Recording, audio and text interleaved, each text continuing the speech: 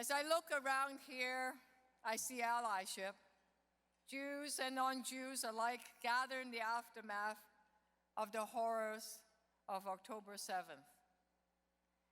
Together we carry the pain and the suffering of friends and families of those impacted. That pain reminds me of what my mother experienced, is vividly etched in my mind. I could see her now, finding safety in the back of a farmhouse full of hay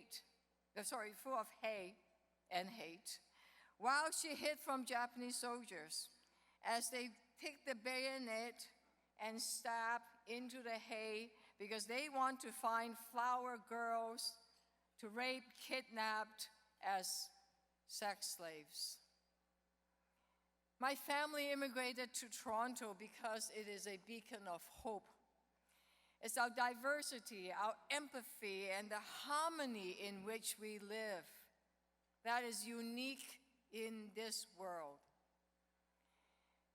So when we confront hate and fear, how do we respond? How do we respond? And in these toughest of times, when violence and darkness surround us, we must continue to be welcoming, kind, and compassionate to keep each other safe. That is our responsibility. It is the very best of us. With the dangerous rise of anti-Semitism in our city, families are worried about going to places of worship, worried about hanging the mezuzah on their door, about turning the corner and seeing hateful graffiti, or verbally abused for being who they are.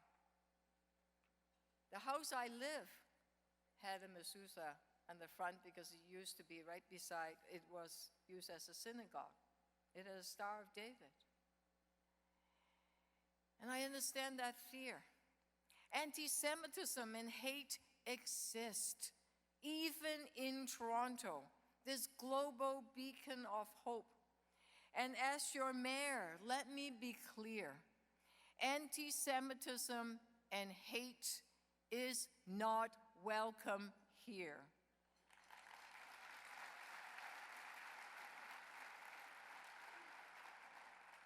Any assault on the freedom of people practicing their faith or religion is not welcome here.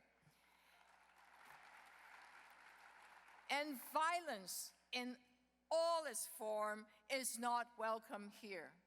And that's why at last council meeting, just a couple of weeks ago, we passed a safety plan.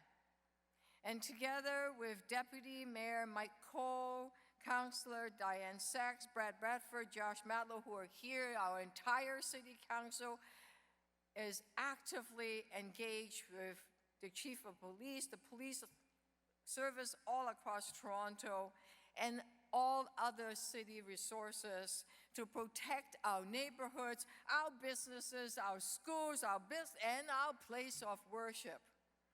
We must do that.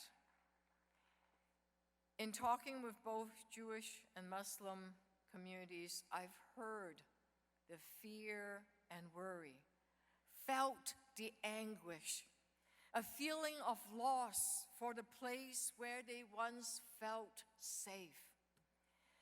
But I also heard about common hopes and dreams. Stories of people comforting a sleepless neighbors, talking about their worry for a loved one back home, meals cooked for friends to build a community in dark times. These quiet, hopeful moments repeated every day.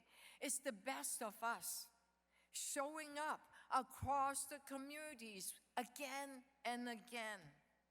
And the challenge is to keep the best of us, that global beacon of hope, burning bright for all of us. We do that by hearing each other, not losing sight of our common humanity, by showing the courage of compassion, the will to reach out. Our city isn't perfect, but even at this difficult time, I know that we can work to make real the promise that called to us from our city's coat of arms: diversity, our strength. This room right now is the start. It is a living proof that we will not let hate divide us. Instead, we will be united through empathy, mercy, and compassion to keep Toronto as a global beacon of hope and to build a safe city where everyone belongs. Thank you.